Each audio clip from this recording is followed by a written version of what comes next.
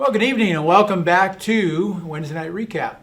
As you know, we've been going through the book of Revelation and we're looking at the churches right now, the first 3 or 4 chapters of Revelation, looking at the 7 churches. And we've already covered Ephesus, Smyrna, Pergamum, and tonight was Thyatira. And Thyatira was commended by Jesus, and I want to just read this. He says, I know your deeds, your love and faith, your service and perseverance, and that you are now doing more than you did at first. So it's kind of like Ephesus in the same kind of commandment. Yeah, doing good. Yeah. Faithfulness and perseverance. But you said there was a difference there. Well, when you start reading that, it sounds all good. I mentioned a couple times, this is like the kind of church I'd want to be part of if I were back there.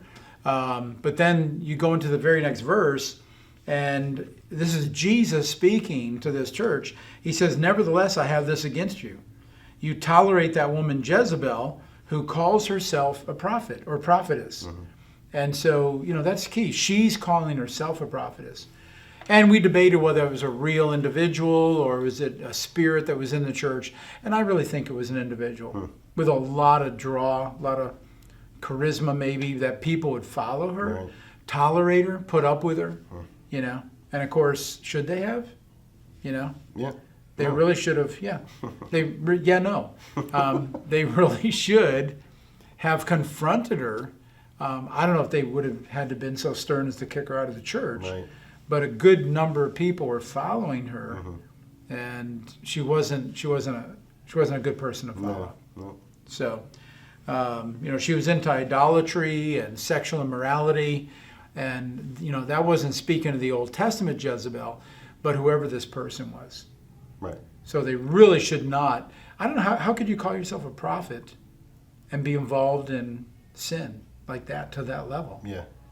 The stringent qualifications for an Old Testament prophet, if you weren't accurate, they stoned you to death. Yeah. And here she's promoting sexual immorality. Yeah, that's crazy. So. But they also... you were saying that, I don't know if we want to go that far ahead into it, but that he also speaks to the ones who didn't follow her. Yeah. So it wasn't all of them, but so much, like you said, we're looking at ourselves, and what might, how are these letters speaking to us as individuals? And certainly sin can enter in, or it can be sugar-coated too. And we talked about that that got thrown around a lot tonight. Yeah, the choice of words. And this is Jesus. He's not mincing words. No. And even his description is like what we read in Revelation chapter 1, the burnished bronze feet and blazing eyes. And in Revelation 1 talked about a sword coming out of his mouth. Those are all signs of being a judge, of being judging a people. Right. And so he is. One of the things I want to really speak to this was when we read about these 7 churches, it becomes like a mirror for us. And I said that briefly on Sunday, conveyed it a little more heartily tonight, that when we look at one of these churches, we need to say, hey, do we have some of us in that? Right. Or some of that in us? And then correct it.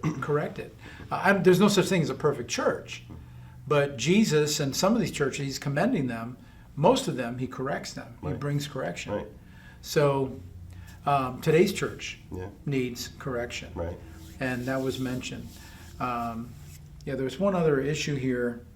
I know what it was. The fact that I think the reason they couldn't take on this Jezebel was because there wasn't enough unity. There wasn't enough, they had authority, but there wasn't enough unity to take action. And because you really had a church within a church. Right. You had a core that Jesus described as being very solid and committed, faithful. And then you had the other group, which was really non-committed. And again, following the wrong leader. So, and unfortunate sometimes that it's not the core that the stuff stems from, it's the outside. Yeah. And how they can dictate and cause that kind of commotion. Yeah. That's strange how that happens. So, again, it's not only a mirror we look into, but it's a mirror that we need to think about for the future. We need to make sure the church doesn't get into compromise. We need to make sure that we hold strong to the Word of God. Right. because that is the only truth that's out there. And that was spoken of a number of times tonight. Right. So. Yeah. Anyways, looking forward to another week, looking at these churches next week. I think we'll be looking at 2 of them. Okay. And Sardis and Laodicea. Philadelphia. Philadelphia, maybe, yeah. Haven't really, I'm prepped, but I don't have it all ready yet. So next week we'll be taking a look at that. Hope to see you in person if you can. And this Lord's Day we'll be hearing about Ephesus in our Sunday morning service. So God bless you and have a great rest of the week.